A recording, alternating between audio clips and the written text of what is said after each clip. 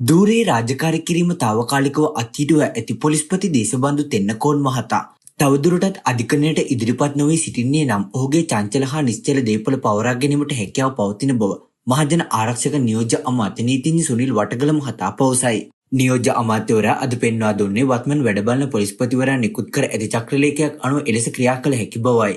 2023 දෙසැම්බර් 31 වෙනිදා මාතර වෙලිගම හෝටලයක් අසල සිදු වෙඩි තැබීමේ සිද්ධියේ කොළඹ අපරාධ කොට්ටාසයේ නිලධාරියෙකු මියාම සම්බන්ධයෙන් එවක වැඩබලන පොලිස්පති දේශබන්දු තෙන්නකෝන් ඇතුළු 8 දෙනෙකු අත්අඩංගුවට ගැනීම සඳහා වරන්තු නිකුත් කර අදට දින 11ක් ගත වේ.